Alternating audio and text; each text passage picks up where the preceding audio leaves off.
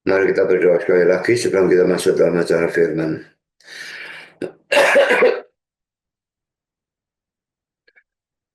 Bapa di surga, kami bersyukur bahwa saat ini kami kembali mendapatkan kesempatan dan kebebasan untuk membaca, untuk mempelajari, untuk merenungkan sebagian dari firman Tuhan. Dan kami sekali lagi mohon supaya Engkau hadir baik di sini di gereja maupun dimanapun ada orang yang mengetik bacaan ini melalui YouTube Live. Tuhan sekali lagi ampuni dan sucikan kami dari segala dosa, supaya dosa itu tidak menjadi penghalang dalam berkat firman-Mu mencapai kami. Dan kami titipkan acara firman di dalam tangan Tuhan, baik penyampaian maupun penerimaan. Tolong hamba menyampaikan, berikan kekuatan jasmani, pikiran, dan khususnya suara. Berikan pengurapan, berikan kata-kata, dan berikan apapun yang dia butuhkan. Supaya seluruh firman bisa sampaikan dengan baik, dengan benar, dan dengan sejelas-jelasnya. Dan lengkapi dan bungkus firman-Mu dengan kuasa dan pekerjaan roh-Mu, supaya jangan semuanya keluar dan kembali dengan sia-sia. Tapi bila semuanya tertanam, tumbuh berbuah dalam kehidupan kami, untuk kemuliaan nama Tuhan. Dan tolong kami semua dalam mendengar Tuhan, berikan hati yang terbuka, berikan kesegaran, berikan konsentrasi yang baik dari awal sampai akhir, dan berikan terang secukupnya supaya kami bisa mengerti, dan setelah kami mengerti, berikan kami ketundukan. Biar semua kami bukan hanya menjadi pendengar dan pengerti firman, tapi pelaku dan pelanggar firman, bahkan kalau boleh pemberita firman. Kami juga sadar setan bekerja, kuatkan sekali lagi kami menghadapi godaan dan setan dalam bentuk apapun. Terima kasih Bapa, berfirman kami siap untuk mendengar. Dalam nama Yesus kami berdoa. Amin.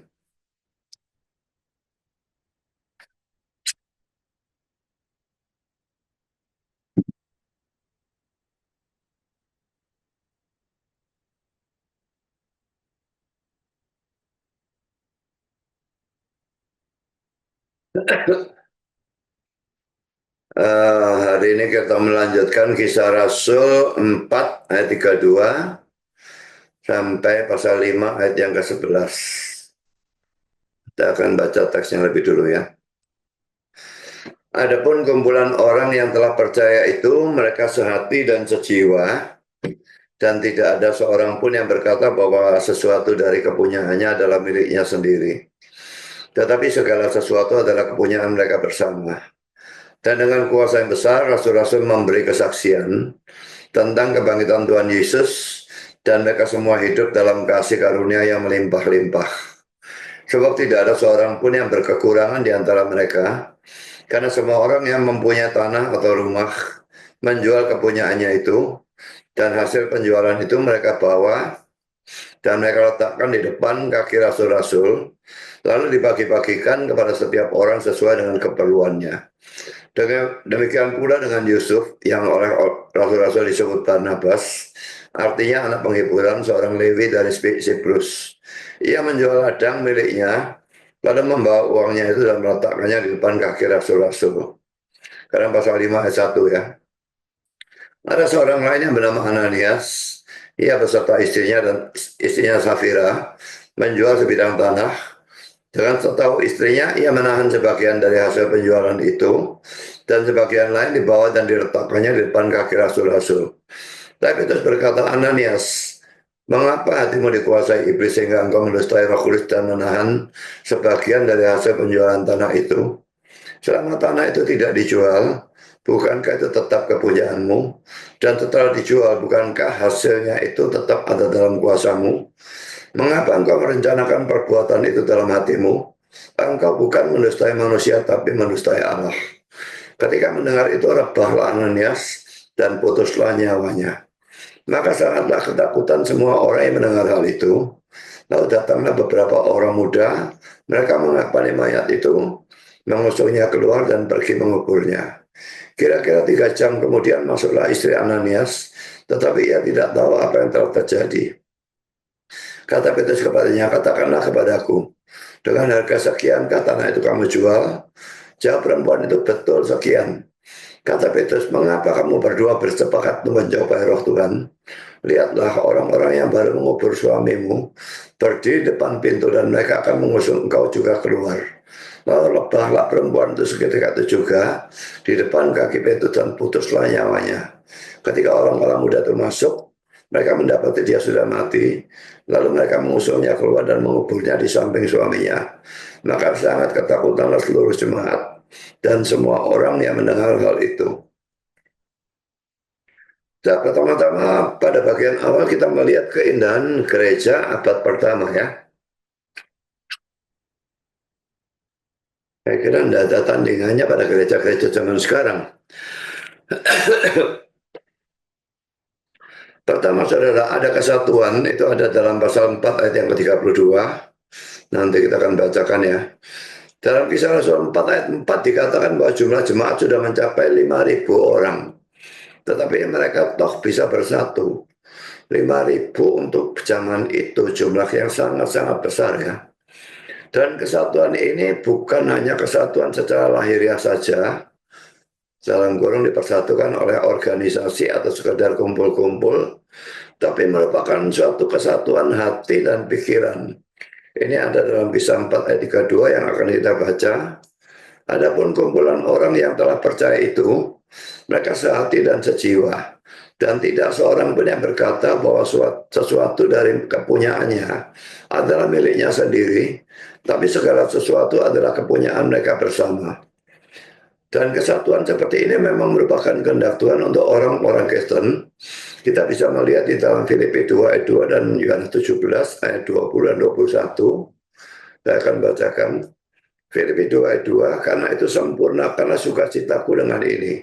Hendaklah kamu sehati sepikir.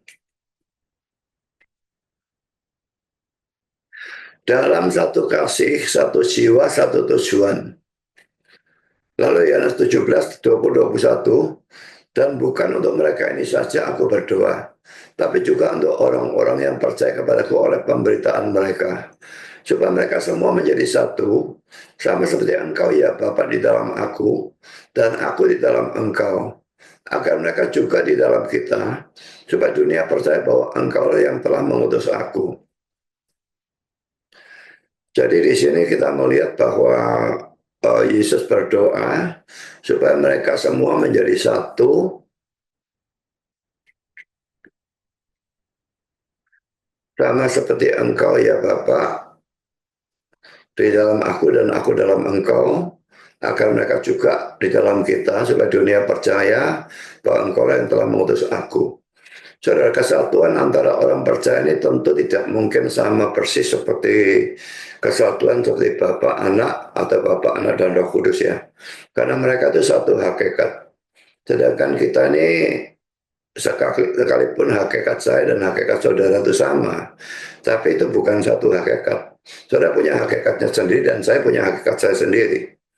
Jadi tidak mungkin sama persis seperti anak dengan bapak atau anak bapak dan Roh Kudus ya. Sekarang pertanyaannya saudara, mengapa mereka bisa bersatu? Pertama saudara, karena adanya pemberitaan Injil. Ini ada dalam ayat Kisah Rasul 4 ayat 33. Dan dengan kuasa yang besar Rasul-Rasul memberi kesaksian tentang kebangkitan Tuhan Yesus. Saya kira saya sudah bahas bahwa dalam perjanjian dalam kisah para rasul itu, kalau kita melihat rasul-rasul memberitakan Injil, mereka lebih menekankan kebangkitan Yesus daripada kematian Yesus. Kalau kita sekarang kebalikannya, apakah itu berarti bahwa kita salah dan tidak sesuai dengan ajaran para rasul? Sama sekali bukan seperti itu ya. Para rasul ini menghadapi orang-orang Yahudi yang tidak mempercayai Yesus sebagai Mesias karena Mesiasnya itu mati. Jadi kalau yang ditekankan kematiannya, maka itu akan membuat mereka malah tidak percaya. Tapi yang ditekankan adalah kebangkitannya, maka mereka melihat wah Yesusnya ini berkuasa. Ya, dan itu Injil yang lebih cocok untuk mereka. Dan sebetulnya dalam pemberitaan Injil memang kematian maupun kebangkitan itu dua-duanya mesti diberitakan. Karena nanti Jumat Agung dan Paskah, saya dalam kedua hari itu akan memberitakan Injil. Saya lanjutkan, dan mereka semua hidup dalam kasih karunia yang melimpah-limpah. Jadi adanya pemberitaan Injil itu menyebabkan mereka itu bisa bersatu ya. Ini menyebabkan orang-orang itu betul-betul bertobat. Ya, adanya penginjilan membuat orang-orang bertobat dan datang kepada Kristus. Mereka bukan orang-orang Kristen KTP, sekalipun nanti kita lihat akan ada orang-orang Kristen KTP yang tetap ada ya. Tapi orang Kristen sejati yang memiliki Roh Kudus, dan Roh Kudus inilah yang mempersatukan mereka. Beda kalau kita gereja yang benar dengan gereja yang sesat. Gereja sesat itu tidak punya Roh Kudus. Kita tidak bisa bersatu dengan mereka, kita bahkan akan bentrok dengan mereka. Kalau misalnya kayak seperti Katolik atau Ortodoks dan Erastus Sabdono dan macam-macam seperti itu, ini sama sekali tidak ada kesatuan antara kita dengan mereka. Karena roh yang mereka punya adalah roh yang berbeda daripada roh yang kita punyai. Yang kita punya adalah Roh Kudus, karena kita percaya Kristus pasti mendapatkan Roh Kudus ya. Dan Roh Kudus ini mempersatukan orang Kristen yang sungguh-sungguh, yang kepercayaannya benar, doktrinnya benar. Setidaknya bukan dalam doktrin tinggi-tinggi ya, predestinasi atau apapun, tetapi doktrin dasar itu harus sama. Kalau doktrin dasarnya beda, itu bukan Kristen, dan itu adalah Kristen KTP, itu adalah Kristen yang sesat atau bidat, dan kita tidak bersatu dengan yang seperti itu ya. Karena kita masuk dalam poin B, kalau tadi karena adanya Injil, sekarang karena adanya pengajaran firman Tuhan yang kuat, dan ini ada dalam Kisah Rasul 2 ayat 42. Ini sudah kita bahas pada kali-kali yang lalu ya. Mereka bertekun dalam pengajaran rasul-rasul dan dalam persekutuan, dan mereka selalu berkumpul dan memecahkan roti dan berdoa. Jadi pengajaran firman Tuhan mempersatukan cara berpikir, tujuan dan motivasi mereka sehingga mereka bisa bersatu. Karena itu saudara, mengapa saya menganggap bahwa suatu gereja itu mestinya didominasi ajarannya oleh satu orang pendeta. Karena kalau setiap minggu ganti pendeta, apalagi pendeta-pendeta yang dipanggil itu beda-beda aliran dan sebagainya, maka yang terjadi adalah jemaatnya punya teologi gaduh-gaduh, dan ini akan membuat mereka cara berpikirnya berbeda, tujuannya berbeda, motivasinya berbeda, karena pengertian firman Tuhan mereka berbeda atau bahkan bertentangan. Ini bukan saja tidak bisa membuat mereka bersatu, ini bisa membuat mereka gegeran. Debat antar orang yang berbeda pandangan akhirnya menyebabkan gegeran dan sebagainya. Jadi pengajaran firman Tuhan itu mestinya didominasi oleh satu orang pendeta. Kalau mau pendeta lain yang ngajar, tidak ada masalah, tetapi itu satu kali atau dua kali dalam sebulan, yang lain didominasi oleh pendeta yang satu, sehingga ajaran itu bisa betul-betul seragam gitu lah ya.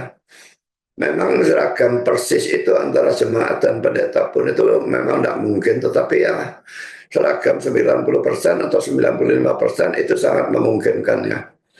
Apalagi kalau pendetanya memang punya karunia mengajar dan memang punya ketekunan dalam belajar, maka jemaat akan tahu bahwa pendetanya benar dan mereka akan menerima pandangan dari pendeta itu ya. Kecuali pendetanya memang kadang-kadang saya sendiri tidak tahu ini yang benar yang mana, maka ya jemaat bisa berbeda-beda dalam hal seperti itu, karena saya sendiri tidak tahu yang mana yang benar antara dua pandangannya.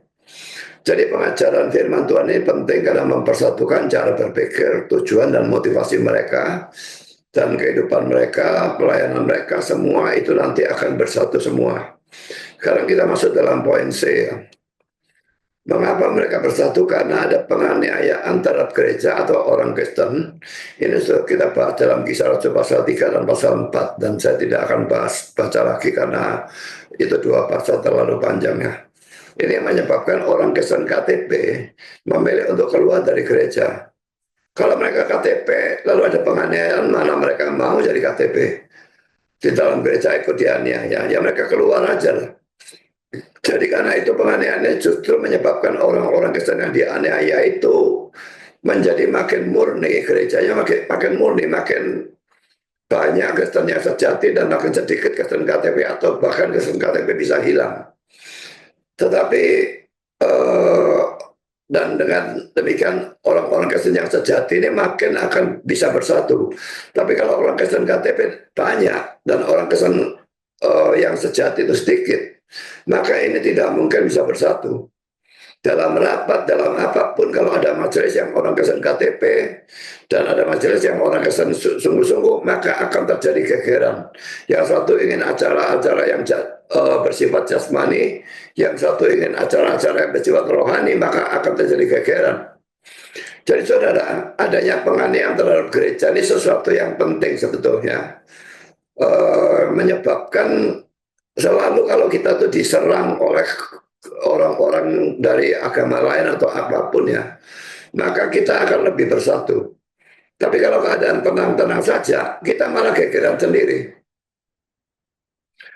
Jadi penganiayaan terhadap gereja ini pertama bisa menyebabkan orang otomatis secara bersatu dan juga akan menyaring orang-orang Kristen KTP akan keluar dari gereja sehingga yang tersisa adalah orang-orang Kristen yang sungguh-sungguh.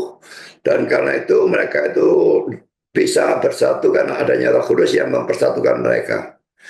Sebagai penerapan saudara, jadi ada 3 unsur pemersatu, yaitu pemberitaan Injil, pengajaran firman Tuhan yang benar tentu saja ya, dan penganiayaan. Kalau dalam gereja saudara tidak ada pemberitaan Injil ataupun pengajaran firman Tuhan yang baik, maka jangan harapkan akan ada kesatuan atau kesehatian. Tetapi bisa saja bahwa suatu gereja ada banyak pemberitaan Injil dan firman Tuhan, tetapi masih kurang kesatuan. Gereja yang seperti itu harus bertobat, karena kalau tidak, maka Tuhan akan memaksa mereka bersatu melalui pemberian penganiayaan. Jadi sudah ada Injil, sudah ada firman, tapi masih gegeran. Nah, jangan heran kalau Tuhan lalu memberikan penderitaan atau penganiayaan, karena itu akan membuat orangnya bersatu.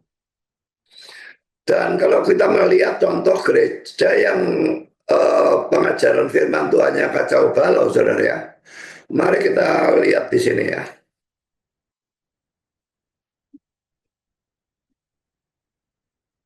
Saya kira saya masukkan ini ya. Saya kirimkan ke Isra ya. Ini dari siapa ini saudara? David Tong ini bolak-balik memberikan apa itu? Memberikan status lah ya. Membuat status dalam Facebook yang kacau balau ya. Jadi ini dikirimkan kepada saya oleh Albert Romampuk ya. Petrus dan Yudas mengkhianati Yesus. Maaf ini tidak tahu, bukan Albert Romampuk, saya lupa yang memberikan ini siapa. Petrus dan Yudas mengkhianati Yesus, alasan Petrus diselamatkan dan Yudas tidak. Bukan karena Petrus bertobat dan Yudas tidak, tapi karena Yesus berdoa bagi Petrus. Ini kan omongan konyol, saudara ya. Jadi perhatikan ya, alasan Petrus diselamatkan dan Yudas tidak itu bukan karena Petrus bertobat dan Yudas tidak. Itu sudah jelas omongan ngawur yang tidak karu-karuan ya. Dan ini pembicaraan saya dengan Isra ya. Bagaimana dia menyangkali pertobatan Petrus dan tidak bertobatnya Yudas. Dan saya bilang orang itu makin cacat saja. Iya, tapi ngototnya minta ampun, katanya Isra. Dan lalu dikirimkan lagi bagian yang lain ya. Di mana dia mengatakan begini, Kristus tidak berdoa bagi semua orang. Kalau sampai di sini saya setuju ya. Dia hanya berdoa bagi orang pilihan. Tapi bila iya, jadi seandainya Kristus berdoa bagi semua orang, doanya mungkin seperti, Bapa, mudah-mudahan perbuatan baik mereka berkenan bagimu. Bagian yang bawah ini, kalau Yesus memang berdoa bagi semua orang, mungkin doanya berupa seperti ini, Bapa, mudah-mudahan perbuatan baik mereka berkenan bagimu. Dalam seluruh Alkitab tidak ada, saudara, Bapak berkenan perbuatan baik kita yang belum percaya. Jadi kalau dia berdoa, seandainya dia berdoa untuk semua orang, mestinya dia berdoa, Bapa pertobatkanlah mereka dan buat mereka datang kepada Kristus dan percaya kepada Kristus. Tapi bukan berkata mudah-mudahan perbuatan baik mereka berkenan bagimu. Karena tidak ada perbuatan baik kita yang berkenan kepada Tuhan.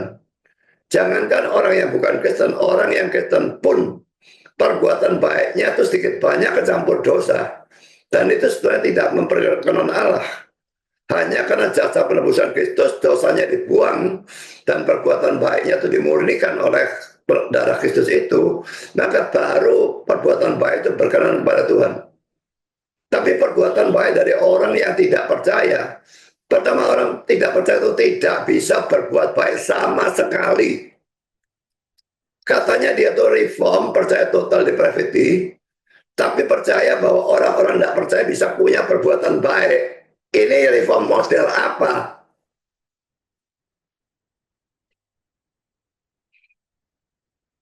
Jadi di sini kita melihat dalam Gary ini banyak ajaran yang kacau balau ya.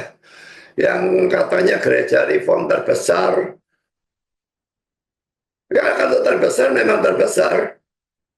Tapi yang Tuhan lihat itu saya kira bukan kuantitasnya tapi kualitasnya. Ajarannya model seperti ini, gereja reform apa model kayak gini nih? Reform yang ajarannya bukan reform yang tidak injili, padahal namanya gereja reform injili Indonesia.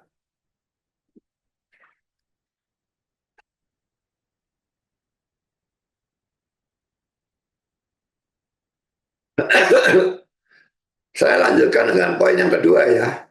Jadi poin yang pertama tadi itu adanya kesatuan ya. Ini ya. Sekarang kita masuk dalam poin yang kedua.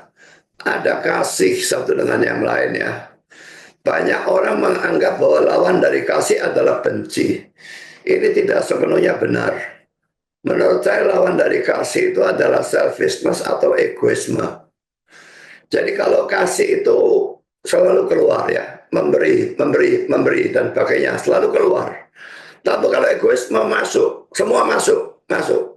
Jadi lawan kata yang paling cocok dari kasih menurut saya adalah egoisme. Dan ini terlihat dari pertama poin A 1 Korintus 13 ayat 4 dan ayat 5 ya. Kasih tidak mencari keuntungan diri sendiri. Jadi kalau saudara itu betul-betul punya kasih satu dengan yang lain, so tidak mencari keuntungan diri sendiri, tetapi keuntungan kita bersama, keuntungan kita, keuntungan orang lain, semua yang orang-orang percaya itu kita pikirkan. Saya beberapa waktu yang lalu memberikan sumbangan kepada 2 orang di dalam TikTok ya. Yang satu itu tinggal di US dan dia mau membangun suatu tempat untuk mendidik apologet Kristen gitulah. Dan dia tidak ada duitnya. Jadi saya memberikan sumbangan kepada dia. Dan yang satu lagi adalah seorang Aceh. Aceh itu kan boleh dikatakan hampir 100% Islam ya. Tapi orang ini jadi murtadin dan dia masuk kampung, keluar kampung memberitakan Injil. Saya tidak tahu di mana. Saya kira bukan di Aceh. Kalau dia di Aceh mungkin dia dibunuh ya. Saya tidak tahu dia ada di mana, tapi dia memberitakan Injil dan dia tidak ada yang mendukung. Maka saya memberikan sumbangan juga. Jadi saudara, saya tidak nyari keuntungan diri saya sendiri. Saya nyari kemuliaan Tuhan.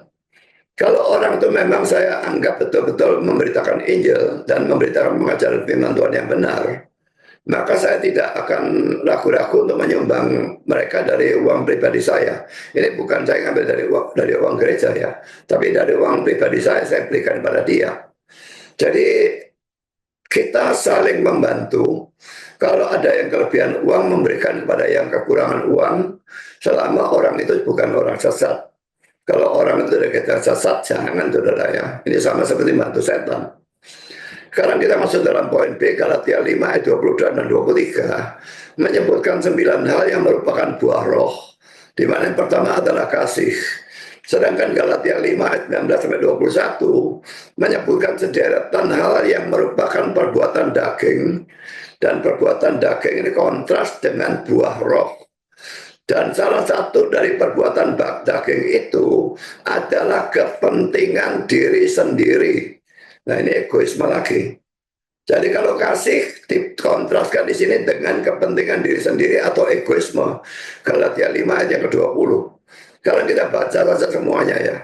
Galatia 5 ayat 19 sampai 23 yang warna hijau ini yang perbuatan daging ya. Lalu nanti yang warna merah itu yang buah roh. Perbuatan daging telah nyata, yaitu percabulan, kecemaran, hawa nafsu, penyembahan berhala, sihir, perseteruan, perselisihan, iri hati, amarah, kepentingan diri sendiri, percitraan, roh pemecah, kedengkian, kemabuan, pesta pora, dan sebagainya. Terhadap semuanya itu kuperintahkan kamu seperti yang telah kubuat dahulu, bahwa barang siapa melakukan hal-hal yang demikian, ia tidak akan mendapat bagian dalam kerajaan Allah. Karena perbuatan daging ini menunjukkan orangnya tidak punya Roh Kudus ya, tidak ada perubahan hidup dan sebagainya, tetap dosa-dosa dilakukan. Jadi jelas mereka tidak akan mendapat bagian dalam kerajaan Allah. Tapi sekarang kontrasnya dalam ayat 22 dan 23 ya. Tetapi buah roh ialah kasih, sukacita, damai sejahtera, kesabaran, kemurahan, kebaikan, kesetiaan, kelemah lembutan, penguasaan diri. Tidak ada hukum yang menentang hal-hal itu. Dan ini juga saya beberapa waktu yang lalu melihat suatu debat di TikTok antara orang yang namanya Rudy Yohanes atau Sandy Peters itu ya. Orang yang percaya bahwa Yudas masuk surga itu ya, memang ajarannya kacau balau ya. Jadi dia mengatakan orang yang punya buah roh itu, lalu dia sebutkan itu, dan dia sebutkan tidak ada hukum yang menentang hal-hal itu. Jadi orang yang punya buah roh itu masuk surga. Dia tidak menyebutkan imannya. Memang orang yang punya buah roh itu pasti punya iman, tapi yang menyebabkan masuk surga itu bukan buah rohnya, tapi imannya. Tapi dia mengatakan buah roh itu menyebabkan orang masuk surga. Laki-laki saudara, ini Kristen yang sesat ya, karena percaya keselamatan karena perbuatan baik. Kita diselamatkan oleh iman kita kepada Kristus dan bukan oleh perbuatan baik. Perbuatan baik hanya wujud kalau kita memang betul-betul beriman, wujud kali keselamatan kita. Kalau kita beriman, kita pasti menerima Roh Kudus dan buah roh itu pasti akan menyusul. Tapi bukan buah roh yang menyelamatkan, iman yang menyelamatkan. Tapi orang-orang yang seperti itu debat-debat tidak karu-karuan di mana-mana menyebarkan kesesatan. Dan saya lihat di TikTok itu seringkali jengkel sekali melihat orang-orang yang tidak ngerti apa-apa, ngawur tidak karu-karuan, tapi berani-beraninya debat dan sebagainya, berani ngajar orang dan sebagainya. Kalau tidak ngerti firman Tuhan, belajar dulu yang benar, baru ngajar orang. Bukannya ngawur-ngawur lalu ngajar orang, semua orang jadi ngawur ikut dia. Dan waktu itu dia dapat dari Muslim lakinya. Jadi ini kan jadi konyol kan. Muslimnya mikir apa? Muslimnya saja tahu kalau keselamatan karena iman dalam Kristen itu.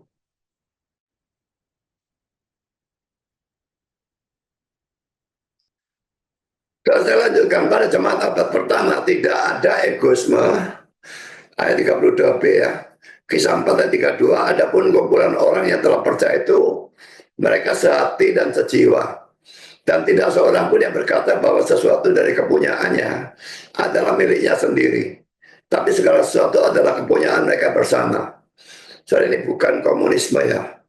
Tapi ingat, ini sesuatu keadaan darurat di mana orang-orang Kristen pada umumnya sangat-sangat miskin. Ada beberapa yang kaya sehingga mereka yang kaya itu rela menyumbangkan uangnya, menyumbangkan rumahnya dan sebagainya, dijual, dibagi-bagikan pada orang-orang miskin sehingga semua itu tetap tidak berkekurangan begitu lah ya. Jadi saudara, mereka tidak menganggap sesuatu adalah kepunyaan mereka. Apapun yang mereka punya itu Tuhan yang memberikan, dan mereka salurkan kepada orang-orang yang berkekurangan. Dan ini menunjukkan bahwa mereka betul-betul penuh dengan kasih. Saling mengasihi dan membuang egoisme memang adalah perintah kitab suci yang harus ditaati oleh semua orang Kristen. Dan ini ada dalam Filipi 2 ayat 3 sampai dengan ayat 8, saya akan bacakan. Dengan tidak mencari kepentingan sendiri atau puji-pujian yang sia-sia. Saudara, dalam pelayanan atau dalam kesalahan atau apapun ya, jangan cari kepentingan diri sendiri atau puji-pujian yang sia-sia. Kita mengharapkan pujian dari Tuhan dan bukan dari manusia. Sebaliknya, hendaklah dengan rendah hati yang seorang menganggap yang lain lebih utama daripada dirinya sendiri. Dan janganlah tiap-tiap orang hanya memperhatikan kepentingannya sendiri, tetapi kepentingan orang lain juga. Ya, kepentingan sendiri memang perlu diperhatikan. Kalau semua diberikan lalu kita sendiri punya makan, lah kita yang mati kan. Nah, ini tentu saja tidak benar. Kasihlah sesamamu seperti dirimu sendiri. Jadi mengasihi orang lain harus, tapi mengasihi diri sendiri juga. Nggak bisa kita berikan semua lalu kita tidak makan. Jadi janganlah tiap-tiap orang hanya memperhatikan kepentingan sendiri, tapi kepentingan orang lain juga. Saya kira kalau orang memperhatikan kepentingan sendiri itu banyak. Tapi kalau orang memperhatikan kepentingan diri sendiri dan kepentingan orang lain, itu yang jarang sekali. Dan itu yang harus kita lakukan, saudara. Hendaklah kamu dalam hidupmu bersama menaruh pikiran dan perasaan yang terdapat juga dalam Kristus Yesus. Jadi di sini Yesus jadikan teladannya. Yang walaupun dalam rupa Allah tidak menganggap kesetaraan dengan Allah itu sebagai milik yang harus dipertahankan, melainkan telah mengosongkan diri sendiri dan mengambil rupa seorang hamba dan menjadi sama dengan manusia. Dan dalam keadaan sebagai manusia, ia telah merendahkan dirinya dan taat sampai mati, bahkan sampai mati di kayu salib. Dia itu Allah yang menjadi manusia. Demi kepentingan siapa? Demi kepentingan sendiri? Sama sekali tidak. Demi kepentingan orang-orang pilihannya. Jadi saudara, kita melihat di sini teladan dari Yesus dalam hal itu, dan kita harus meneladani dia, memperhatikan orang-orang lain, menolong orang-orang yang membutuhkan pertolongan. Kalaupun kita tidak bisa menolong karena kita tidak punya apa-apa, setidaknya kita bisa menghibur, bisa menguatkan, bisa mendoakan dan sebagainya. Dan jangan remehkan doa. Doa itu luar biasa pentingnya. Saya mungkin tidak bisa menolong saya dalam urusan problem tidur saya atau problem alergi saya. Tapi setidaknya saudara bisa mendoakan saya. Jangan pikir hamba Tuhan saja harus mendoakan jemaat, tapi jemaat juga harus mendoakan hamba Tuhan. Dan ingat kalau hamba Tuhannya hancur, seluruh gereja hancur.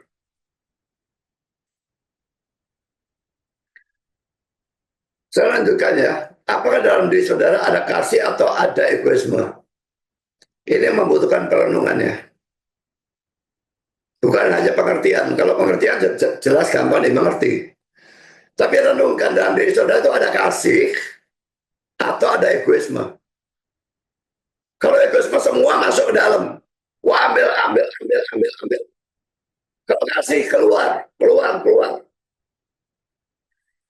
Misalnya pada waktu makan bersama, bersama memikirkan orang lain. Dalam pesta meja gitu ya, kalau misalnya orang kawin atau apapun ya, kadang-kadang ada orang yang begitu kurang ajar ya, dia suka makanan itu, ambil langsung buahnya tanpa peduli yang lain kok kumanan apa enggak.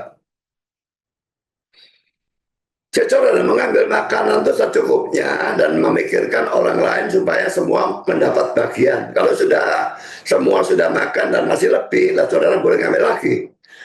Tapi saudara nggak bisa lebih ngambil banyak tanpa memedulikan orang lain. Ini egoisme. Karena mari kita lihat di dalam 1 Korintus 11 ayat 20 sampai 22. Apabila kamu berkumpul, kamu bukanlah berkumpul untuk makan perjamuan Tuhan.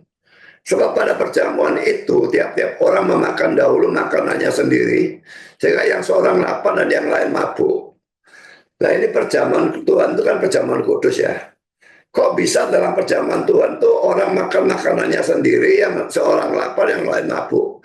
Karena pada saat itu perjamuan kasih digabungkan dengan perjamuan Tuhan. Dan dalam perjamuan kasih itu tiap-tiap orang bawa makanan. Tapi orang satu bawa makanan banyak, yang miskin tidak bisa bawa. Dia makan sendiri.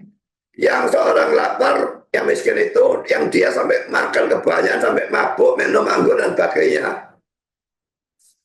Saya lanjutkan dengan ayat 22. Apakah kamu tidak mempunyai rumah sendiri untuk makan dan minum? Kan bisa makan dan minum di rumah. Kalau kita makan mewah di depan orang-orang yang miskin, itu membuat kita itu kayak ngiming-ngimingi orang gitu ya. Dan orang miskin tuh makin menderita. Aduh, aku nggak punya makanan, aku nggak punya uang, aku nggak bisa beli pecel saja sudah lumayan. Tapi makan mewah seperti itu, aku sampai mati tidak akan mampu beli dan sebagainya. Ini laki-laki saudara adalah sesuatu yang tidak pada tempatnya. Makanya Paulus tanya, apakah kamu tidak punya rumah sendiri untuk makan dan minum? Atau maukah kamu menghinakan jemaat Allah dan memalukan orang-orang yang tidak mempunyai apa-apa? Padahal orang miskin pada jemaat abad pertama itu mayoritas ya. Apakah yang kukatakan kepada kamu, memuji kamu? Dalam hal ini aku tidak memuji. Paulus adalah orang yang kalau ngomong belang-belangan, yang terang-terangan, tidak teteng-aleng-aleng, tidak munafik. Dan itu seharusnya orang Kristen. Kalau ada saudara seiman yang menderita sakit, miskin, atau problem keluarga, musibah dan sebagainya, apakah saudara peduli atau saudara bersikap acuh-acuh? Laki-laki ini membutuhkan perenungannya. Karena poin yang ketiga, kesatuan dan kasih itu ada wujudnya. Kita baca Kisah Rasul 4 ayat 33-37. Dan dengan kuasa yang besar, Rasul-Rasul memberi kesaksian tentang kebangkitan Tuhan Yesus. Dan mereka semua hidup dalam kasih karunia yang melimpah-limpah. Sebab tidak ada seorang pun yang berkekurangan di antara mereka. Karena semua orang yang mempunyai tanah atau rumah. Jadi ada di antara mereka orang kaya yang punya tanah, punya rumah. Menjual kepunyaannya itu dan hasil penjualan itu mereka bawa. Dan mereka letakkan di depan kaki rasul-rasul. Lalu dibagi-bagikan kepada setiap orang sesuai dengan keperluannya. Demikian pula dengan Yusuf yang oleh rasul disebut Barnabas. Artinya anak penghiburan, seorang Lewi dari Siprus. Ia menjual ladang miliknya lalu membawa uangnya itu dan meletakkannya di depan kaki rasul-rasul. Jadi kesatuan dan kasih mereka bukan hanya sekedar bersifat teoritis, bukan hanya cuma di mulut, aku mengasihi engkau, dalam Kristus kita bersaudara, nyanyi bisa gampang sekali. Tidak. Mereka melakukan tindakan kasih bukan hanya teoritis. Mereka melakukan tindakan untuk membuktikan bahwa mereka bersatu dan saling mengasihi. Kita baca Yakobus 2 15-16 dan 1 Yohanes 3 18. Yakobus 2 lebih dulu ya, 15-16. Jika seorang saudara atau saudari tidak mempunyai pakaian dan kekurangan makanan sehari-hari, dan seorang dari antara kamu berkata selamat jalan, kenakanlah kain panas dan makanlah sampai kenyang, tapi ia tidak memberikan kepadanya apa yang perlu bagi tubuhnya, apakah gunanya itu? Jadi kelihatannya baik, ngomong selamat jalan, kenakanlah kain panas dan makanlah sampai kenyang. Loh, orang miskin tidak punya makanan, suruh makan kenyang itu makan apa? Makan sampah atau makan apa? Kenakanlah kain panas, dia miskin dari mana punya kain panas? Jadi kalau cuma ngomong, itu tidak ada gunanya sama sekali. Lebih baik tidak ngomong lah.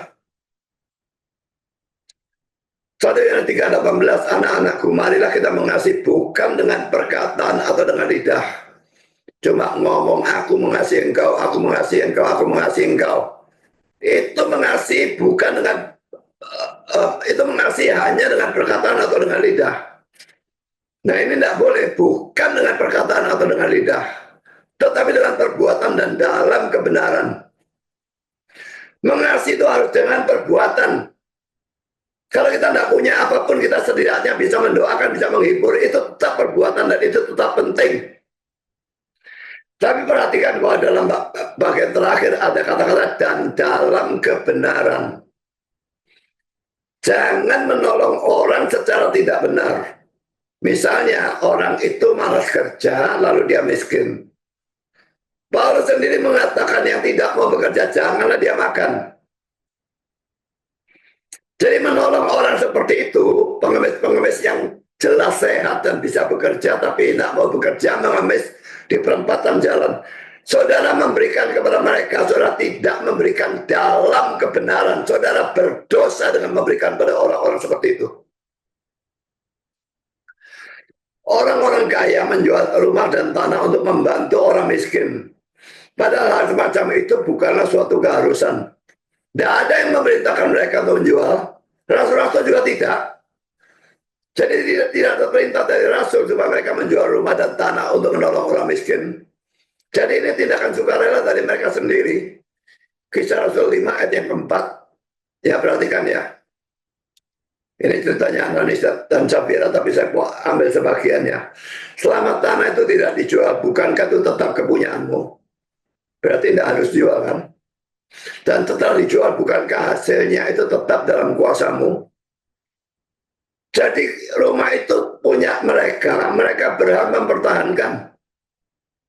Kalaupun dijual, uangnya punya mereka, mereka berhak mempertahankan. Saya kira yang bagian ini tidak usah ya.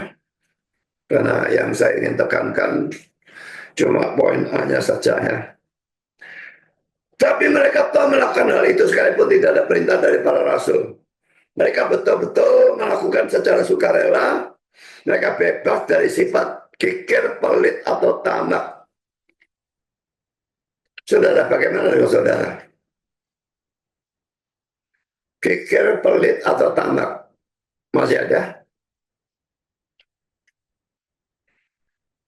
Sekarang kita masuk dalam poin kedua. Tadi kita sudah membahas keindahan gereja abad pertama. Sekarang kita membahas cacat yang ada di dalam gereja abad pertama. Saudara, seindah-indahnya gereja, sebagus-bagusnya gereja, tidak ada gereja yang tidak cacat. Pasti ada cacat. Gereja Yesus saja dari yang terdiri dari 12 rasul dan dia sebagai pemimpinnya. Ada satu cacat yaitu Yudas Iskariot. Bagaimana mungkin ada gereja lain yang tidak cacat? Saya tidak percaya itu. Karena itu saya memberitakan iya juga di dalam gereja supaya cacat-cacat itu bisa diinjili dan dipertobatkan. Mungkin setelah kisah Rasul 4 ayat 34 sampai 37 terjadi, orang banyak lalu memuji orang-orang yang telah menjual tanah atau rumahnya untuk menolong orang miskin. Ya banyak orang memuji gitu ya.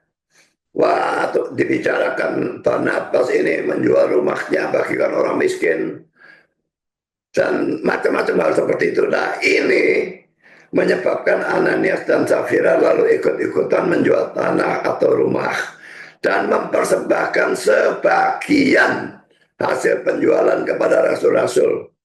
Yang dipersembahkan cuma sebagian.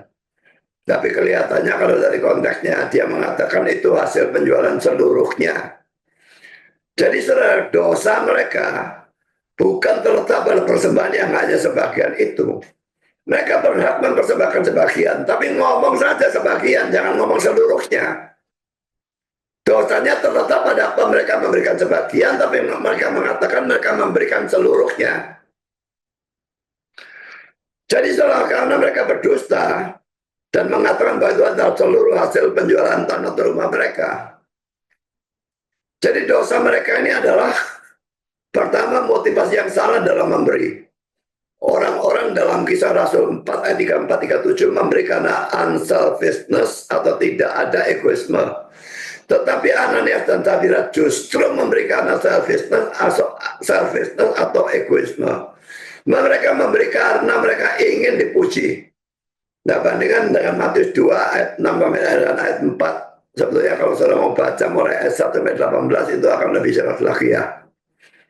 Semua perbuatan baik itu tidak boleh dipamerkan supaya mendapatkan pujian orang. Dan di dalam Matius 6 itu ada 3 contoh. Pertama memberi sedekah, kedua berdoa, dan ketiga berpuasa. Tapi saya karena ini persoalan uang, saya ambil yang sedekah ini saja ya. Matius 6 ayat 2 sampai dengan 4. Jadi apabila engkau memberi sedekah, janganlah engkau mencanangkan hal itu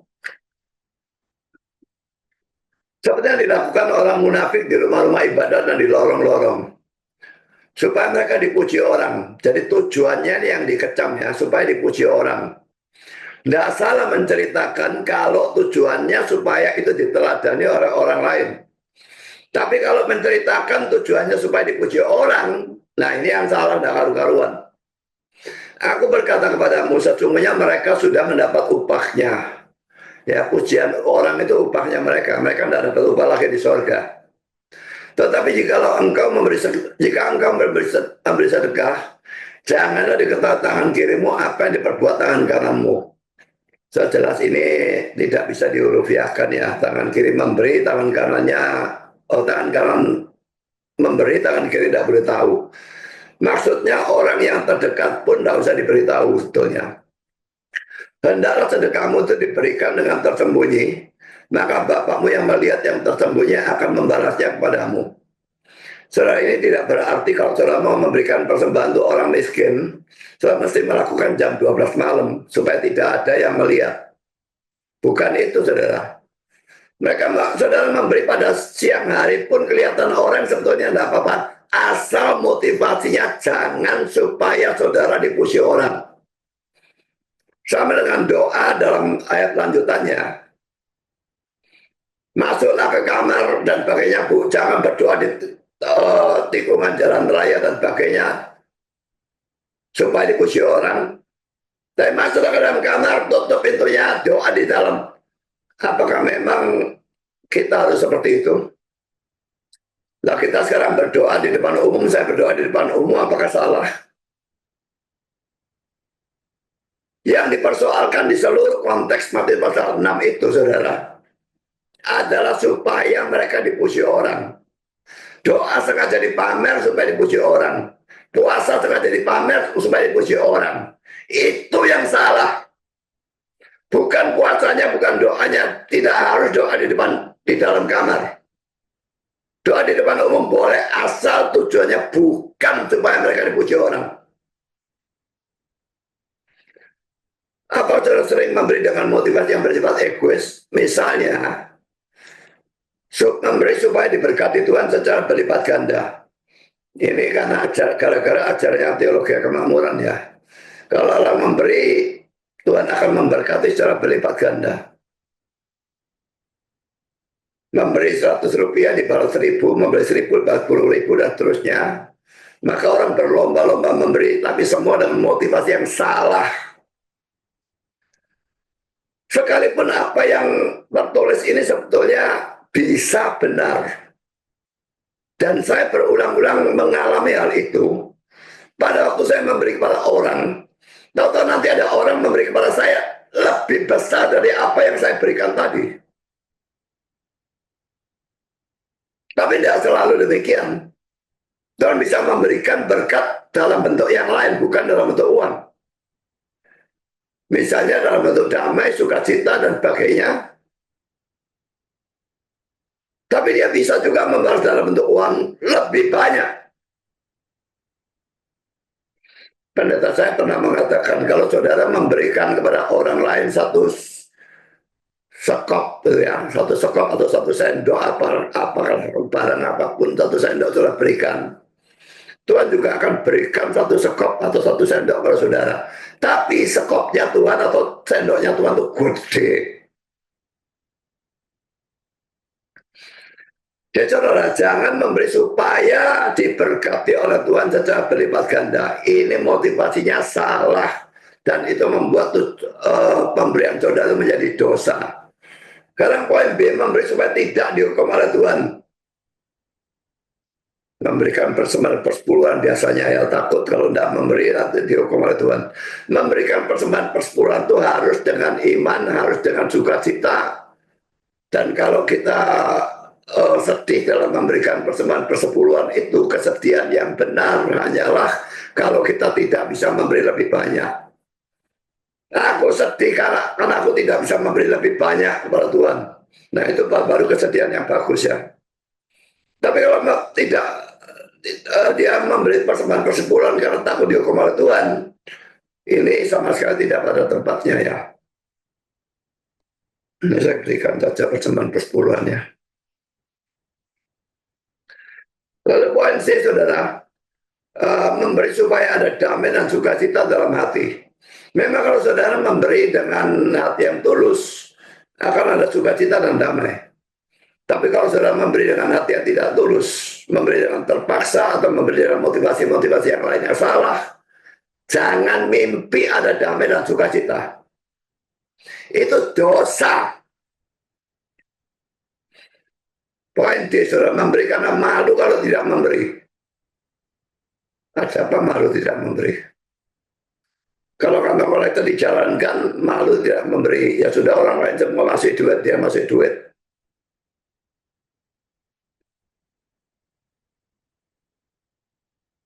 Saya memberikan melalui transfer. Saya kalau ada persembahan lewat, saya biarkan. Karena saya memberikan melalui transfer.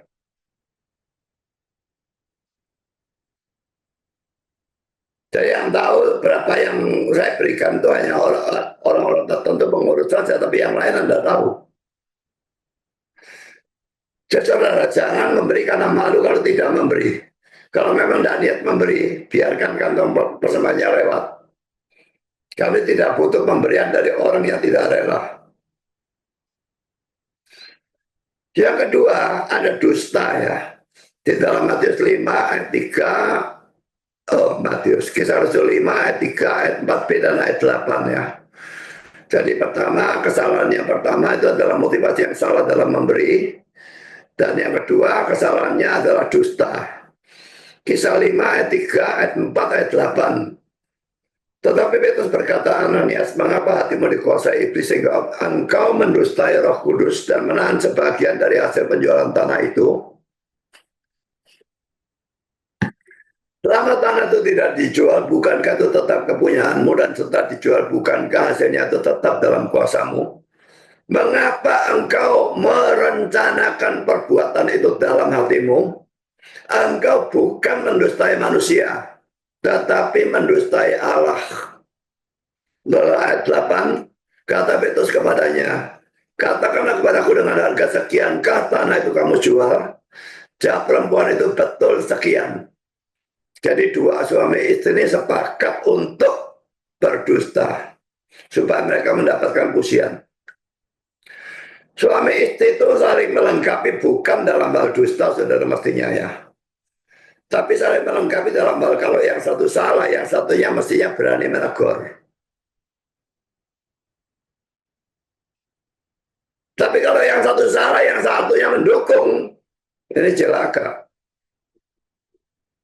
Kalau yang satu benar, satunya mendukung, nah itu bagus. Satunya salah, satunya mesti berani menegur atau menasihati. Tapi di sini tidak. Mereka bersepakat melakukan hal yang berdosa.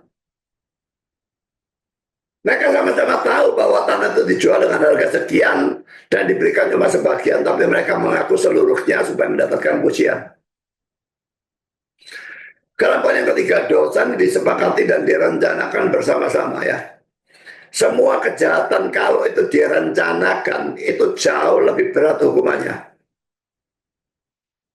Jadi beda dengan kejahatan yang tidak direncanakan. Jadi misalnya saudara naik mobil tanpa sengaja menyenggol sepeda motor lalu orangnya mati, itu tidak disengaja kan? Ya tetap harus dihukum.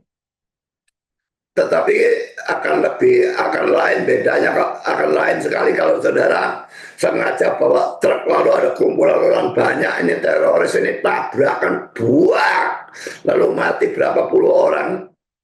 Ini kesengajaan, ini direncanakan, dan itu jelas hukumannya harus jauh lebih berat. Kisah 5 ayat 4 dan ayat 9, selama tanah itu tidak dijual, bukankah itu tetap kepunyaanmu, dan setelah dijual, bukankah hasilnya itu tetap dalam kuasamu? Mengapa engkau merencanakan perbuatan itu dalam hatimu? Engkau bukan mendustai manusia, tetapi mendustai Allah. Karena ayat 9, kata Petrus, mengapa kamu berdua bersepakat untuk mencobai roh Tuhan? Lihatlah, orang-orang yang baru mengubur suamimu berdiri depan pintu, dan mereka mengusung engkau juga keluar.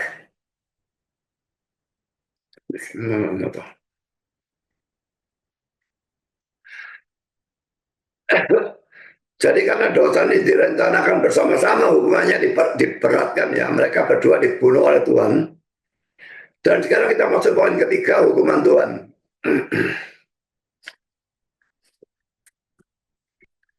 Pertama, kata-kata Petrus, atau lebih tepat kata-kata Tuhan melalui Petrus ayat 3 dan ayat 4. Tetapi Petrus berkata, Ananias, mengapa hatimu dikuasai iblis sehingga engkau mendustai Roh Kudus dan menahan sebagian dari hasil penjualan tanah itu? Selama tanah itu tidak dijual, bukankah itu tetap kepunyaanmu? Dan setelah dijual, bukankah hasilnya itu tetap dalam kuasamu? Mengapa engkau merencanakan perbuatan dalam hatimu? Engkau bukan mendustai manusia, tapi mendustai Allah. Ini kok ayatnya enggak saya tulis ya, sebentar ya. Bisa 5.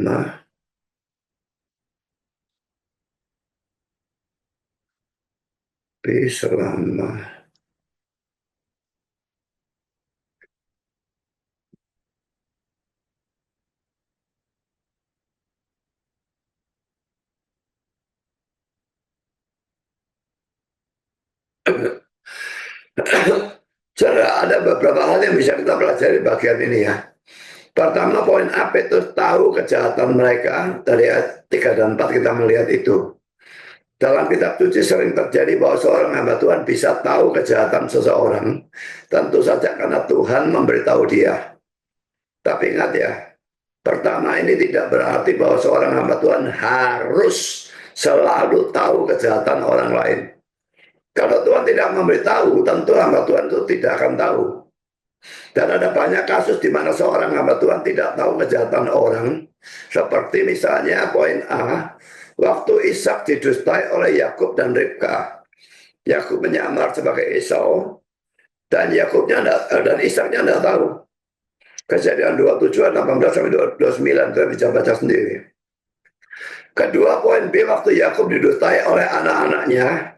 Kejadian 37, 31-35, dikatakan Yusufnya dijual sama mereka, tapi jubahnya dicelupkan darah kambing dan sebagainya.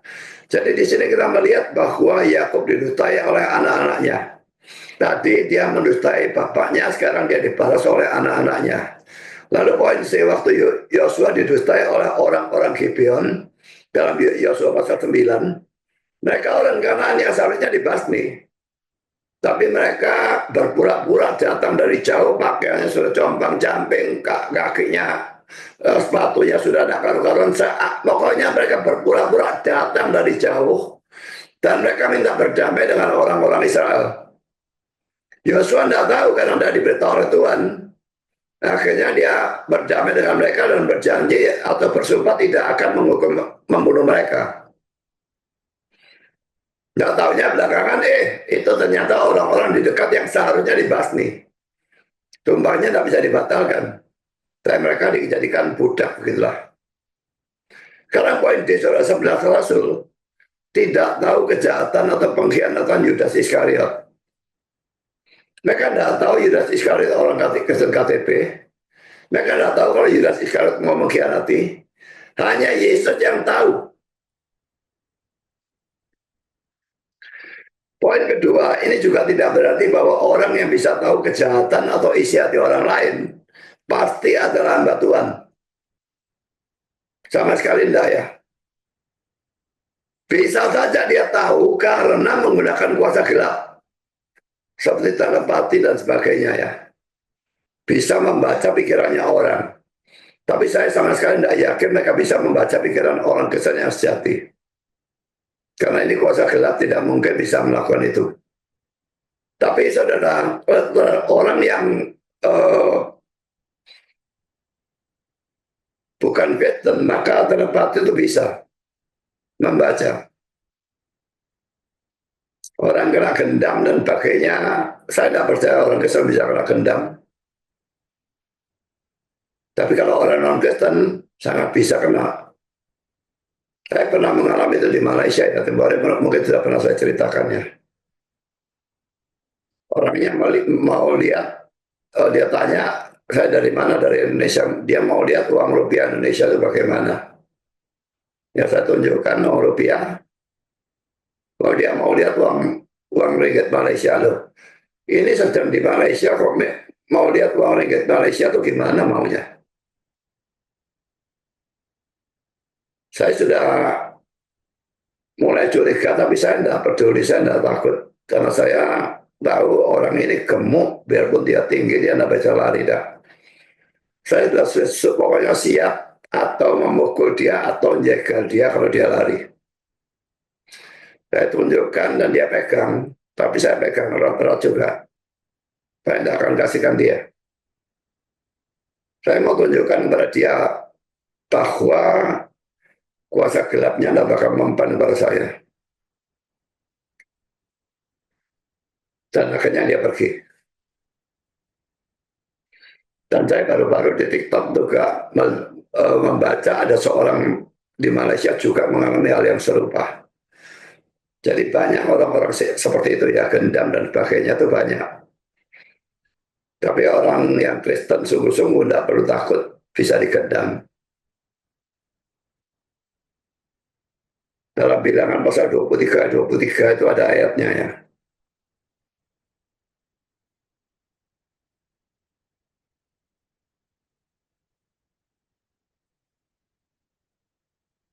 Sebab tidak ada mantra yang mempan terhadap Yakub ataupun tanungan yang mempan terhadap Israel. Jadi Yakub Israel adalah orang-orang percaya lah ya, atau tipologi dari gereja dan sebagainya.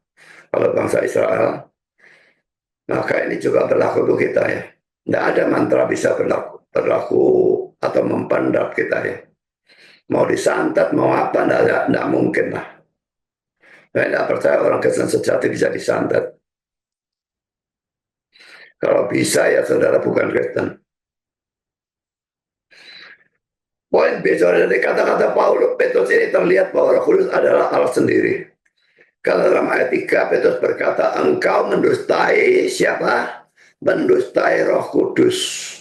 Tapi dalam ayat 4 Petrus berkata, engkau bukan mendustai manusia, tetapi mendustai siapa? Allah. Berarti Roh Kudus itu adalah Allah. Lalu nanti ditambah lagi dan dalam ayat 9 Petrus berkata, mengapa kamu berdua bersepakat untuk mencobai siapa? Roh Tuhan. Jadi roh Tuhan atau Allah atau Roh Kudus itu sama di dalam bagian ini ya. Sekarang kita harus lanjutkan dengan poin C. Dosa kepada manusia sama dengan dosa kepada Allah. Sebetulnya Ananias dan Safira berdusta kepada manusia. Mungkin sekali mereka mengatakan kepada Petrus bahwa yang mereka persembahkan adalah seluruh hasil penjualan tanah mereka. Tapi Petrus berkata bahwa mereka mendustai Roh Kudus atau Allah dalam ayat 3 dan 4 dan mencobai Roh Tuhan dalam ayat 9. Ada banyak orang yang kalau berbuat dosa beranggapan bahwa dosa itu tidak ada hubungannya dengan Allah. Mungkin mereka beranggapan bahwa hanya dosa-dosa tertentu yang berhubungan dengan Allah. Seperti kalau dia memboros dari kebaktian, atau kalau dia tidak memberikan persembahan persepuluhan, atau kalau dia menyembah berhala dan sebagainya. Tapi dosa-dosa yang lain seperti berdusta antar manusia ya, tidak tunduk pada suami, tidak mengasihi istri, tidak hormat pada orang tua, bahkan berzina dan sebagainya, ia anggap merupakan dosa antara manusia dengan manusia. Tapi ini jelas tidak benar, semua dosa adalah dosa pada Allah.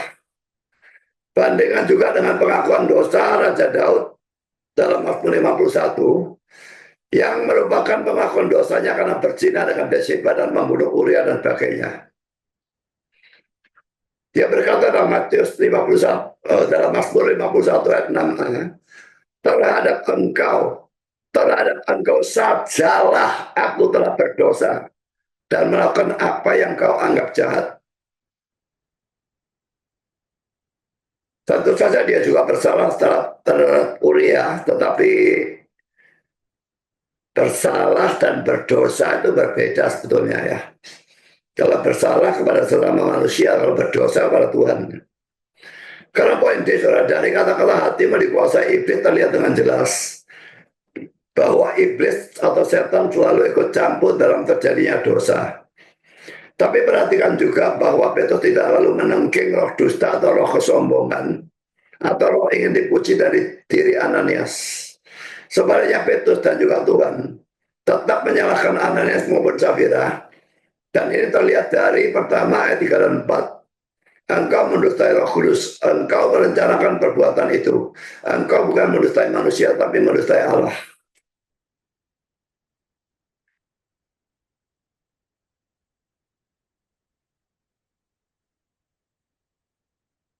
Dan yang kedua ayat 9, mengapa kamu berdoa bercepat kamu mencobai Roh Tuhan? Dan yang ketiga hukuman mati kalau mereka berdua ayat 5 dan ayat 10. Ketika mendengar perkataan itu, rebahlah Ananias dan putuslah nyawanya. Maka sangatlah ketakutan semua orang yang mendengar hal itu. Lalu ayat 10-nya, lalu rebahlah perempuan itu seketika itu juga di depan kaki Petrus dan putuslah nyawanya. Ketika orang-orang muda itu masuk, mereka mendapati dia sudah mati. Lalu mereka mengusirnya keluar dan menguburnya di samping suaminya. Contoh yang lain adalah Adam dan Hawa jatuh dalam dosa karena godaan iblis. Tapi Adam dan Hawa juga tetap bertanggung jawab atas dosanya dan mereka dihukum. Biarpun saya reform dan percaya bahwa segala peristiwa ditentukan oleh Tuhan, termasuk kejatuhan Adam dan Hawa tak dosa. Tapi reform tidak pernah membuang tanggung jawab manusia. Jadi Adam dan Hawa tetap bertanggung jawab atas dosanya dan karena itu mereka dihukum. Jadi sekalipun seseorang berbuat dosa karena godaan setan, orang itu sendiri yang berbuat dosa dan dia tetap bertanggung jawab atas dosanya. Kita tidak boleh dan kita tidak bisa menjadikan roh jahat sebagai kambing hitam dan melemparkan semua tanggung jawab kepada roh jahat itu. Kelihatan dari Adam dan Hawa ini, setan jelas-jelas yang mencobai dia. Setannya memang dihukum, tapi Adam dan Hawa juga. Jadi mereka tidak bisa lemparkan kambing hitam, jadikan setan jadi kambing hitam, lalu setannya bisa dihukuman semua, mereka tidak memungkinkan. Karena poin yang kedua, Ananias dihukum mati dan dikubur ayat 5 dan 6, dan sebentar lagi Safira yang juga berdusta ayat 7 dan 8 mengikuti jejak suaminya dalam ayat 9 dan 10. Saya bahas ayat 5 dan ayat 10 ya, ada kata-kata putuslah nyawanya dalam kedua ayat itu. Dalam King James diterjemahkan gave up the ghost atau yielded up the ghost, menyerahkan roh. Dalam RSV dan NIV died atau mati. Dalam NASB breathed is atau her last, mengembuskan nafasnya yang terakhir. Ini kurang nih.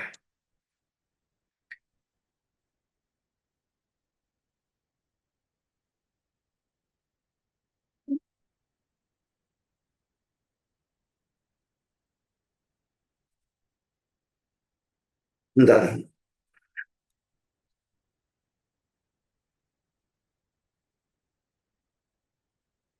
Kata Yunani yang dipakai adalah excepsuchen, yang suka sekali bacanya, excepsuchen. Dalam perjanjian baru kata ini hanya digunakan 3 kali, yaitu dalam Kisah Rasul 5 ayat 5 dan 10, lalu Kisah Rasul 12 ayat 23, yang berasal dari kata dasar exuho. Kata exuho ini pasti berasal dari dua kata Yunani, yaitu ek. Ek itu artinya from atau dari, juga bisa berarti out from, keluar dari, atau away from, jauh dari. Dan kata Yunani yang kedua adalah psyche, yang artinya soul atau jiwa. Jadi kata Yunani ini menunjukkan bahwa mati merupakan perpisahan dari tubuh dengan jiwa. Kita dikotomi ya, bukan trikotomi ya. Jadi jiwa dan roh itu sama. Jadi kalau selama ini saudara adalah orang yang meremehkan dusta, renungkan hukuman Tuhan terhadap kedua pendusta ini dan bertobatlah. Laki-laki membutuhkan perenungan berapa kali, berapa sering saudara berdusta. Jangan anggap itu dosa kecil, Tuhan tidak apa. Bahkan ini kenyataannya dalam cerita ini, mereka berdusta dan mereka dua-dua dihukum mati. Mengapa dosa ringan dihukum mati? Ada yang mengatakan bahwa itulah hukuman yang seharusnya untuk dosa ringan. Seringkali Tuhan kalau dosa ringan dibiarkan, tapi tidak berarti tidak dihukum. Dan kadang-kadang dia menjatuhkan hukuman pada dosa yang ringan untuk menunjukkan bahwa itu sebetulnya hukuman untuk dosa ringan dan belum lagi nerakanya. Ini hukuman pada mereka kan masih di dunia ini, mereka dibunuh. Tapi saya yakin mereka masuk neraka. Nanti kita akan lihat itu ya. Jadi saudara, ada orang yang mempertanyakan mengapa Allah bertindak begitu keras terhadap Ananias dan Safira. Dan sekarang ini saya berikan jawaban. Pertama, Allah itu berdaulat.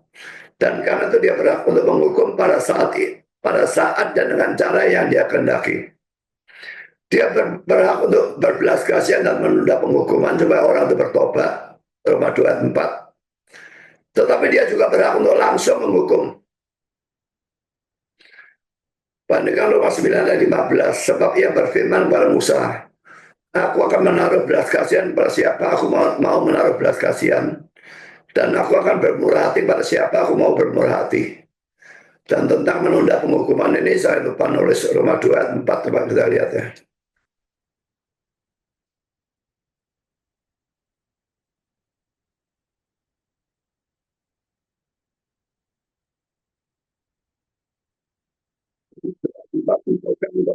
Seperti kekayaan kemurahannya, kesabarannya dan kelapangan hatinya. Tidakkah engkau tahu bahwa maksud kemurahan Allah ialah menuntut engkau pada pertobatan? Ini saya taruh di sini saja, nanti saya betulkan.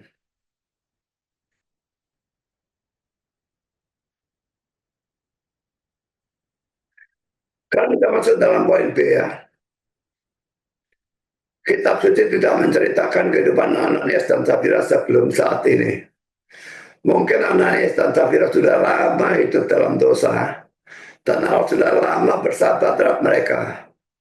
Tapi mereka tetap tidak bertobat. Dan karena itu sekarang Allah menghukum mereka. Fakta ini juga harus kita perhitungkan dalam kasus-kasus lain. Di mana Allah tidak memberikan peringatan atau kesempatan bertobat. Tapi langsung menghukum seseorang dengan keras, yaitu dengan hukuman mati. Misalnya dalam perjanjian lama kasus Usa di dalam 2 Samuel 6 ayat 6 dan 7. Ketika mereka sampai ke tempat pengirikan Nahon, maka Usa mengulurkan tangannya pada tabut Allah itu, lalu memegangnya karena lembu-lembu itu tergelincir. Maka bangkitlah murka Tuhan terhadap Usa, lalu Allah membunuh dia di sana karena keteledorannya itu. Ia mati di sana dekat tabut Allah itu. Dia tergolong imam ya, jadi dia mestinya tahu bahwa memegang tabut Allah itu tidak boleh. Tergelincir apa Tuhan tidak bisa menjaga tabutnya sendiri? Dia memegang dan itu dianggap dosa dan Tuhan murka, dia dihukum mati. Sekarang kita lihat di dalam Bilangan 4 ayat 15. Setelah Harun dan anak-anaknya selesai menudungi barang-barang yang kudus dan segala berkah ke tempat kudus, pada waktu perkemahan akan berangkat, barulah orang kiat boleh masuk ke dalam untuk mengangkat barang-barang itu. Tetapi perhatikan, janganlah mereka kena kepada barang-barang kudus itu. Nanti mereka mati. Jadi itulah barang-barang di kemah pertemuan yang harus diangkat Bani Kehat. Tentang barang-barang kudus itu mencakup apa saja, kita bisa lihat dari konteksnya, yaitu Bilangan pasal 4 ayat 4 sampai dengan ayat 14. Pekerjaan jabatan orang Kehat di kemah pertemuan ialah mengurusi barang-barang yang maha kudus. Kalau perkemahan akan berangkat, haruslah Harun dan anak-anaknya masuk ke dalam untuk menurunkan tabir penudung dan menudungkannya pada tabut hukum, tabut perjanjiannya. Di atasnya mereka harus meletakkan tutup dari kulit lumba-lumba, dan di atasnya lagi mereka harus membentangkan selai kain yang seluruhnya ungu tua. Kemudian mereka harus memasang kayu-kayu pengusung tabut itu. Lagi pula di atas meja roti sajian mereka harus membentangkan selai kain ungu tua, dan di atasnya mereka harus meletakkan pinggan, cawan, piala, dan kendi korban curahan. Juga roti sajian harus tetap ada di atasnya.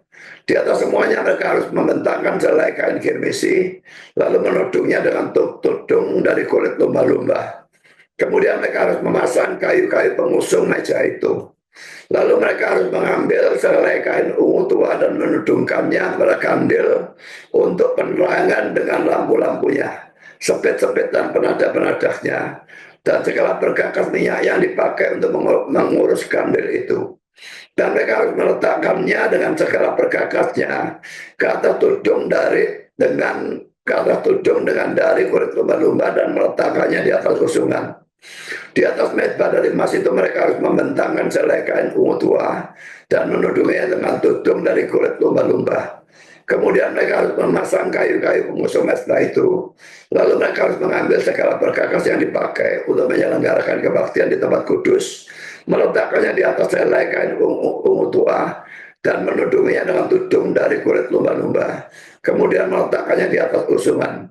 Dan mereka harus membersihkan mezbah itu dari abu, lalu membentangkan selai kain ungu muda di atasnya.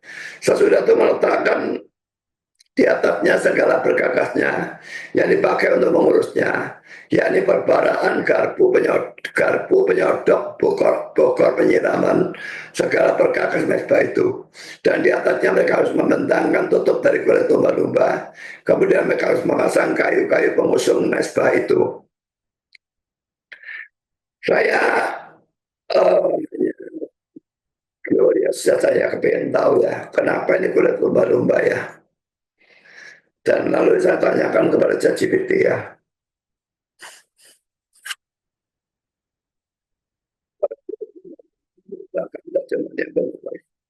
Ini jawaban ChatGPT. Ini pertanyaan yang sangat bagus dan sudah menjadi bahan diskusi panjang dalam studi perjanjian lama. Istilah kulit lumba-lumba atau dalam versi lain kulit dugong.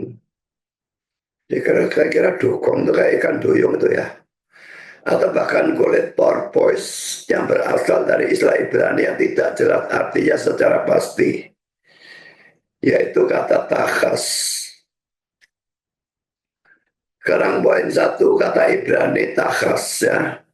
Poin A kata ini muncul sekitar 14 kali dalam perjanjian lama, khususnya dalam konteks kemah suci.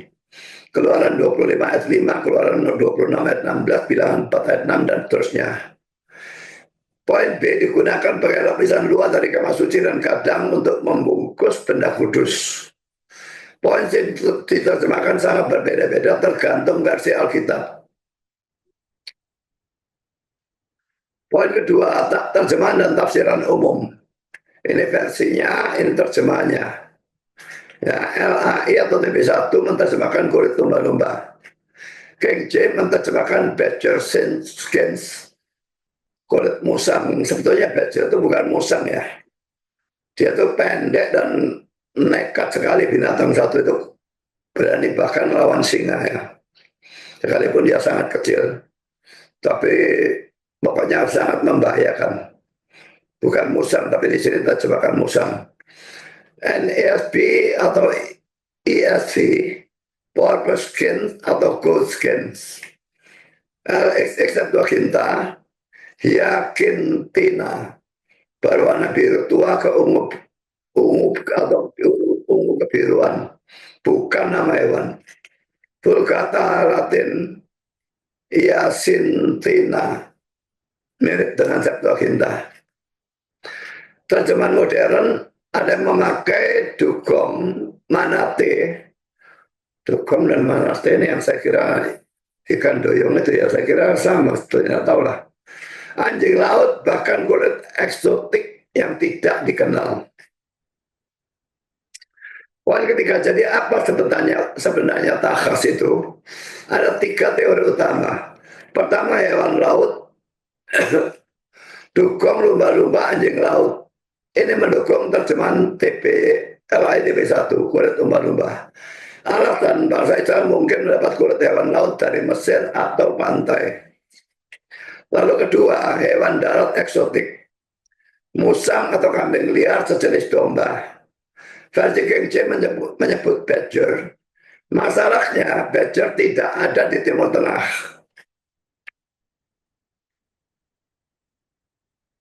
Tiga jenis kulit berwarna tertentu bukan spesifik hewan.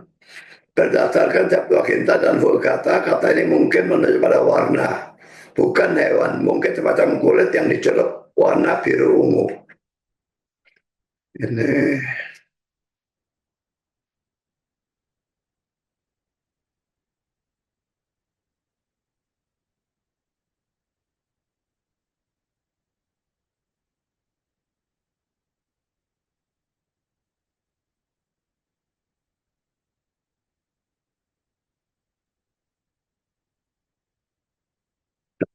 Kesimpulan juga.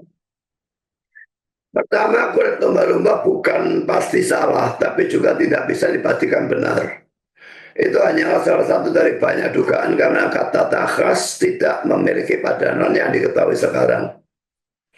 Kedua, tidak ada konsensus atau persetujuan di antara ahli berani sampai hari ini. Ketiga, bisa jadi itu poin A, hewan laut seperti dugong atau lumba-lumba.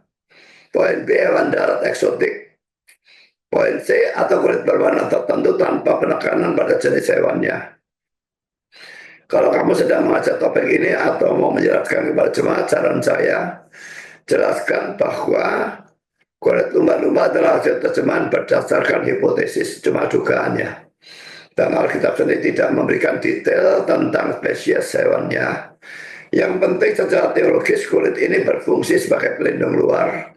Dan ini menunjukkan kemuliaan serta kekudusan dari tempat kudus yang dilindunginya. Sekarang kita masuk dalam poin C, saudara. Saat itu gereja baru berdiri. Sehingga harus ada disiplin yang keras. Jadi mengapa kok dosa ringan dihukum dengan hukuman yang berat ya? Karena gereja baru berdiri sehingga harus ada disiplin yang keras. Supaya orang yang lain menjadi takut untuk berbuat dosa. Perhatikan ayat 5b dan ayat 11 di mana dikatakan bahwa orang-orang menjadi takut. Ketika mendengar perkataan itu rebahlah Ananias dan putuslah nyawanya. Nah, perhatikan ini, maka sangatlah ketakutan semua orang yang mendengar hal itu. Lalu Pak Matius 5 ayat 11, maka sangatlah ketakutan seluruh jemaat dan semua orang yang mendengar hal itu. Jadi dengan rasa takut ini lalu tidak ada yang berani melakukan hal itu lagi. Sekarang saudara, saya menanyakan lagi kepada ChatGPT ya. Apakah Ananias dan Safira dalam Kisah Rasul 5 adalah orang-orang Kristen sejati atau hanya orang Kristen KTP? Kalau saya tidak salah, saudara, saya pernah menanyakan tentang satu raja-raja pasal 13 tentang nabi yang dibohongi oleh nabi tua itu ya, yang lalu dia diterkam singa itu. Karena saya berpendapat bahwa itu satu-satunya anak Allah di dalam Alkitab yang dihukum dengan hukuman mati. Dan itu menurut saya aneh. Tuhan biasanya tidak menghukum anaknya dengan hukuman mati, tapi menghajar anaknya. Dan pada waktu saya tanya itu, mereka menyebut bukan cuma itu, ada lagi orang-orang termasuk Ananias dan Safira. Lalu saya bilang Ananias dan Safira masa orang Kristen, dia tetap berkata orang Kristen. Tapi di sini waktu saya tanya lagi, apakah Ananias dan Safira dalam Kisah Rasul 5 adalah orang Kristen sejati atau hanya orang-orang Kristen KTP? Ini jawaban ChatGPT. Pertanyaan apakah Ananias dan Safira dalam Kisah Rasul 5 adalah orang Kristen sejati atau KTP? Hanya di luarnya saja adalah pertanyaan yang penting dalam diskusi tentang keselamatan dan kemunafikan dalam jemaat. Untuk menjawab ini kita harus melihat dari berbagai sudut. Narasi Alkitabiah, konteks teologis, dan juga pertimbangan sistematika doktrin keselamatan. Pertama, penjelasan naratif Kisah Rasul 5, 1-11.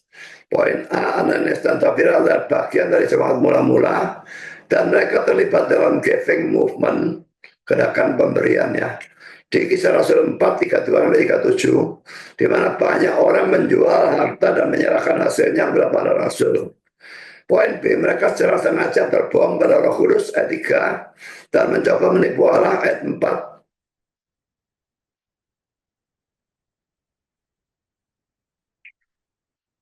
Petrus mengatakan bahwa mereka tidak berbohong pada manusia, melainkan pada Allah sendiri.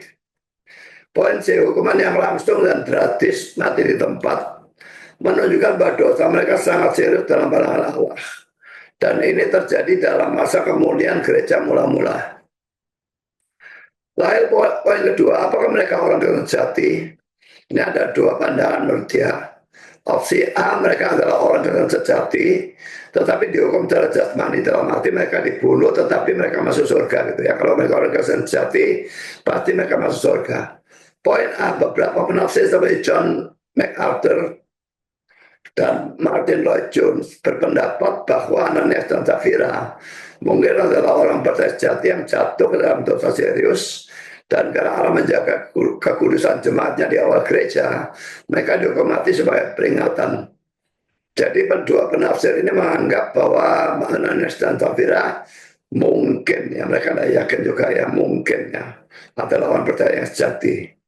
Lalu poin B dalam 1 Korintus 11 ayat 30, orang percaya menyalahgunakan pejaman kudus juga ada yang sakit dan meninggal karena murka Allah, tapi bukan berarti kehilangan keselamatan. Bandingkan 1 Korintus 3 ayat 15. Saya kira 1 Korintus 3 ayat 15 tidak cocok digunakan ya.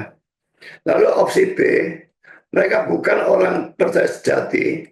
Pandangan lain misalnya Calvin dan juga banyak teolog reform lebih cenderung melihat mereka sebagai munafik, yaitu orang yang berpura-pura menjadi bagian dari gereja, tapi hatinya belum diperbarui. Poin B, kalimat mengapa iblis memenuhi hatimu, Kisah Rasul 5:3, sangat paralel dengan Yohanes 13 ayat 27. Maka masuklah iblis ke dalam Yudas dan menunjukkan bahwa mereka mungkin bukan orang percaya sejati.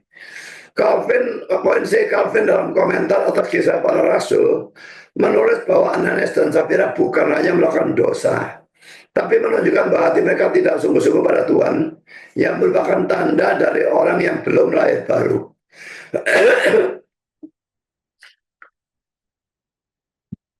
Dan ini komentar Calvin tentang Kisah Rasul pasal 5 tadi ya. Tapi terjemahan ini saya berikan sendiri karena dia tidak memberikan terjemahannya. Calvin mengatakan Lukas menunjukkan bahwa kemunafikan ini keluar dari ketidakpercayaan. Kesalahan utama mereka adalah dalam kejahatan mereka. Sekarang poin ketiga, pertimbangan sistematik. Apakah orang percaya bisa dihukum seperti itu? Poin A, doctrine perseverance of the saints, ketekunan orang kudus. Poin B dari tulip ya.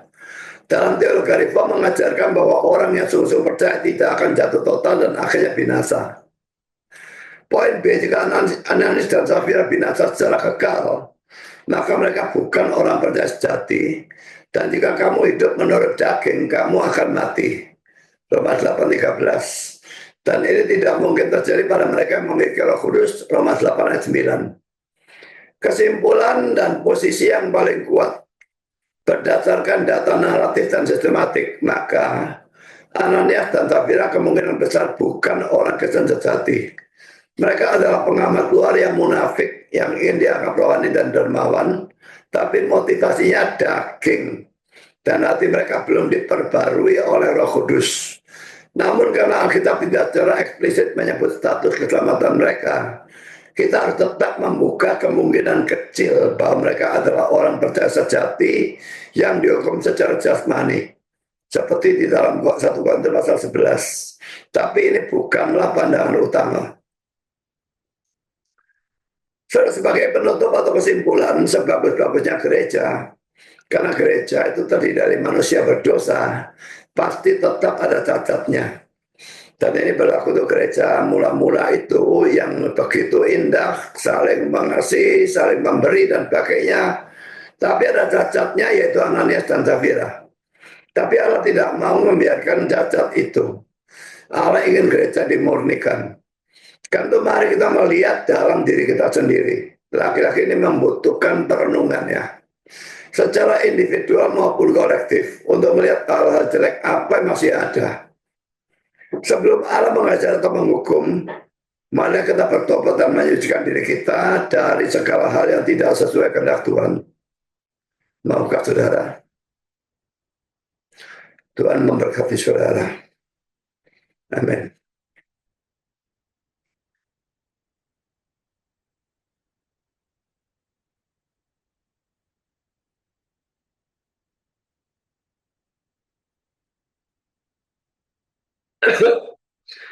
Mari kita berdoa. Bapa di surga, terima kasih kami sudah boleh mendengar sebagian firman Tuhan tentang keindahan gereja abad-abad awal, tapi juga tetap ada cacat. Dan kami berdoa supaya Engkau memurnikan gereja-gereja zaman sekarang, secara khusus gereja kami sendiri. Kalau boleh supaya orang-orang Kristen KTP yang ada dipertobatkan dan bukannya dibinasakan seperti Ananias dan Safira. Kami menitipkan sekali lagi kebaktian Jumat Agung dan Paskah pada Jumat dan Minggu nanti ini. Tolong hamba-Mu dalam persiapan dan dalam pemberitaan firman. Dan kami semua dalam menghadiri kebaktian itu dan juga di dalam mendengar firman. Kiranya Engkau berkati sehingga Injil yang diberitakan tidak sia-sia. Bukan hanya untuk gereja kami sendiri, tapi orang-orang dari luar yang menonton melalui YouTube Live. Biar mereka semua juga diberkati. Dan kalau ada yang tidak percaya bisa dipertobatkan. Dan yang sudah percaya bisa memberitakan berita Injil kepada orang-orang yang lain. Terima kasih Bapak, dalam nama Yesus kami berdoa. Amin.